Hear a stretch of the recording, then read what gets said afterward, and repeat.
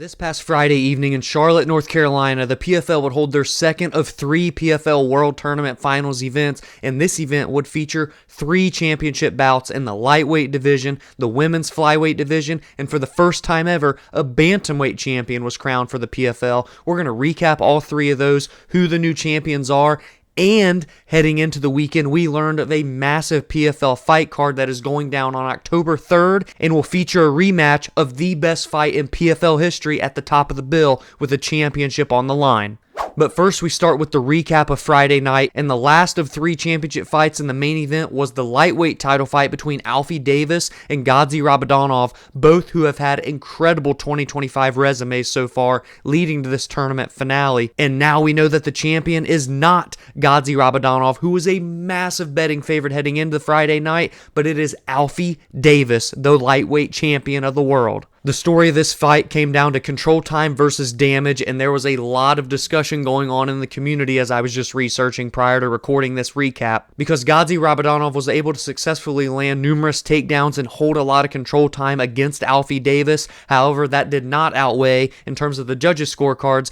the damage that Alfie Davis would deliver when the fight was standing on the feet, where he would get a 48-47 ×3 unanimous decision victory. Davis has now won 6 of his last 7 bouts, and in 2025, he finished Clay Collard, he beat former Bellator champion Brent Primus, and now beats Gadzhi Rabadanov, who has done just as much, if not a bigger tear, than Alfie was heading into this card. He is now 20-5-1, and at 33 years old, he is right in his prime, hails from England. The Axeman had a massive victory and cashed as a huge betting underdog, shocking the world. But I do want to hear from you down in the comments below your thoughts on the scorecards, and if you thought they got it right with Davis being the victor, or if it should have been Gadzhi improving his insane win streak. In the co-main event, Liz Carmouche continued to add to her insane Cinderella run in terms of this second half of her career with Bellator and now PFL, as she would become the women's flyweight champion by not only defeating Bellator veteran Jena Bishop,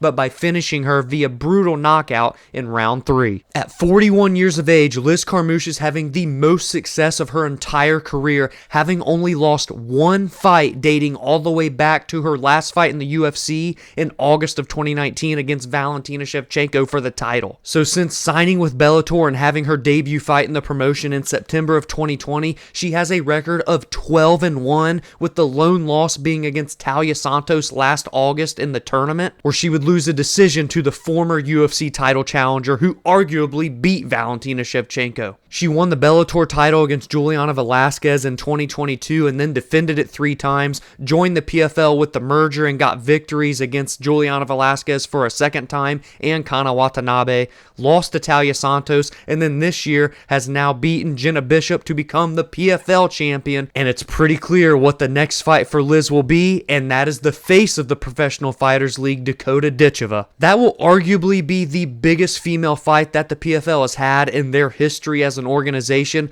Maybe only rivaling it would be the trilogy bout between Larissa Pacheco and Kayla Harrison, and I guess maybe Cyborg versus Pacheco as well, but this one feels massive because it's champion versus champion. It's longtime OG of women's mixed martial arts, Liz Carmouche, who spearheaded the sport for her female counterparts, versus the future of female mixed martial arts in Dakota Ditcheva. I don't think it gets any better than that, and Liz is as battle-tested as they come, and I believe will be the true toughest test for Dakota Ditcheva, more so than even what we felt Talia Santos would be. And even with Liz being 41, which is I believe 14 or 15 years older than the Dakota Ditcheva PFL champion of last year, who's coming off of a big-time victory a few weeks ago in Cape Town, she does have a chance to shock the world and beat Dakota. I really wouldn't be left speechless if that were to happen. I think it's going to be an absolute barn burner, and we will see Dakota Ditcheva be tested more so than we have ever seen before. And lastly, the first ever PFL bantamweight champion was crowned, and that belongs to Marcirley Alves, who would pick up the unanimous decision win win over Justin Wetzell with a 49-46 scorecard and two 48-47 scorecards. And this one is relatively similar to the outcome of the main event in the lightweight division, because for the first 3 rounds, Marcirley Alves would have the better of Wetzell on the feet, land more strikes and the more damaging strikes, and would fend off the takedown attempts of Wetzell. But in rounds 4 and 5, Justin would finally land success as Alves began to gas out and tire, but he was unable to do enough damage on the ground to get a TKO or look for the submission threats, and ultimately it would not be enough to outdo what Alves did in the first 3 rounds, and that is why Marcirley is the bantamweight champion. And at just 26 years of age, Alves still has a ways to go before he enters his true fighting prime, but he is already 15-4. He's finished 10 of his 15 wins by way of knockout, and much like Alfie Davis, has also won 6 of his last 7 bouts. I'll be curious to see what the PFL decides to do with Alves, just because they have not historically had a bantamweight division, but with some of the new additions that they brought in from Bellator, it could lead to some potential fun matchups in the future.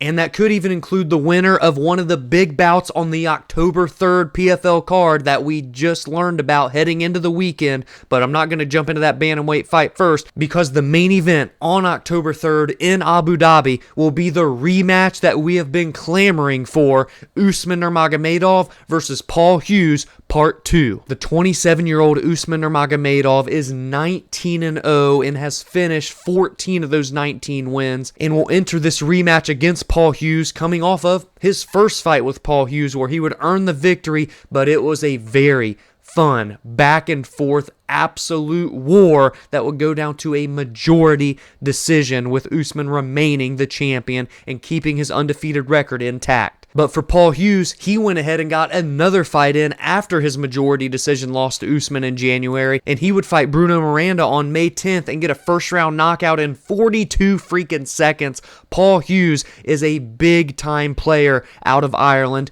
28 years old, just now about to enter his prime, 14-2 with 10 finishes, 7 knockouts, 3 submissions, and he gave Usman Nurmagomedov the biggest test and threat of his entire career. They had an all-time classic, probably still arguably the best fight in mixed martial arts for 2025, and hands down, bar none, the best fight in PFL history, and now they will run it back with the title on the line once again. Paul Hughes has the opportunity to play spoiler against the undefeated Nurmagomedov from Russia. The co-main event will feature a light heavyweight championship fight between Corey Anderson, who just picked up a big victory in the heavyweight division in Cape Town, South Africa, against Gadzhi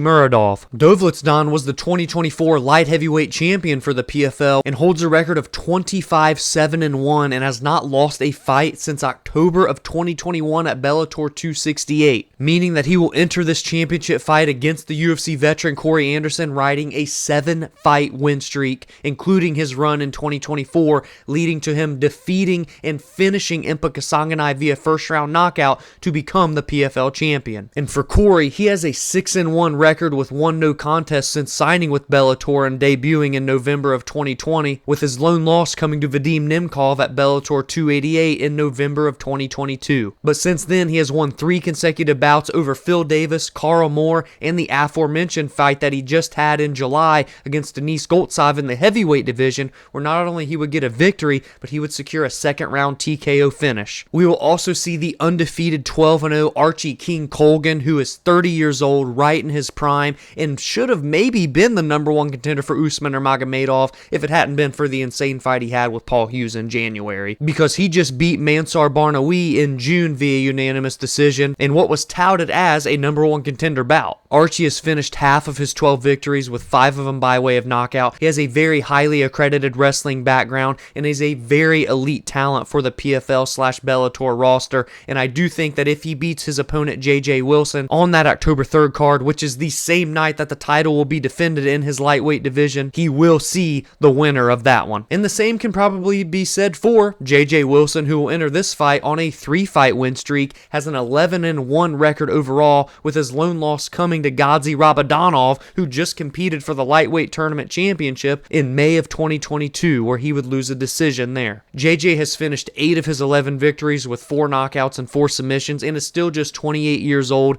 I think this is going to be a very competitive fight between him and Archie Colgan, and I'm glad that the PFL is putting this bout under the championship fight, because now it seems like we can move forward with clear-cut matchups to make. And yes, of course, Alfie Davis, the new tournament winner of the PFL, also has to be considered. That's where things begin to get murky and is the detriment for the PFL because of how confusing all the titles are. And remember when I mentioned that Marcirley Alves is potentially looking for an opponent at the 135-pound division? Well, it could be the winner of Nurmagomedov and Sergio Pettis, a very fun 135-pound fight on this October 3rd fight card. Nurmagomedov is 21-4 overall, and 2 of his 4 losses are to the very same man in Patchy Mix, and the other 2 losses, Rafael Stotts and Petr Yan way back in the day. He's right in his prime at 33 years old. He has finished 14 of his 21 victories, and he is a very elite level talent, albeit he has been alternating wins and losses dating back to 2021. So he's looking to win his 2nd consecutive fight and be on a win streak for the first time since 2020 into 2021. And brother of the Wheaties box guy Anthony Pettis is Sergio Pettis, who is also in his prime at 31. He's 24-7 and entering this fight coming off of a win over Rafael Stotts in June. Before that, he would lose a decision to Kyoji Horiguchi and be submitted by Patchy Mix, who is now in the UFC and faltered in his debut fight to Mario Bautista. But Sergio crashed into the Bellator scene after his stint in the UFC and started his career there 5-0 and would become the champion, and now he has a very high-level matchup against Nurmagomedov, and I would imagine that the winner of this would take on the newly crowned tournament winner Marcirley Alves, but time will tell because, again, that's when things get confusing. So I want to hear all of your thoughts on the PFL Championship fight card that we got to see in Charlotte this past Friday, and your early predictions for this very big fight card on October 3rd for the PFL, especially that main event between Usman Nurmagomedov and Paul Hughes. If you enjoyed this recap/news for the PFL video, please be sure to drop a like and subscribe to the channel if you are new, because we are on the road to reaching 1,000 subscribers before the end of the year, and any and all support is greatly appreciated. I also break down and preview the biggest and best fights heading into each weekend, and I give my thoughts and opinions on MMA news and fight announcements such as these. You can also join the discussion on social media at Verbal Spar MMA on X, Instagram, and TikTok, as well as like the Facebook page Verbal Sparring MMA, and you can follow on your favorite audio listening platforms such as Spotify and Apple, where every Monday and Friday podcast episodes release there. Have a great week, and I will see you all in the next video.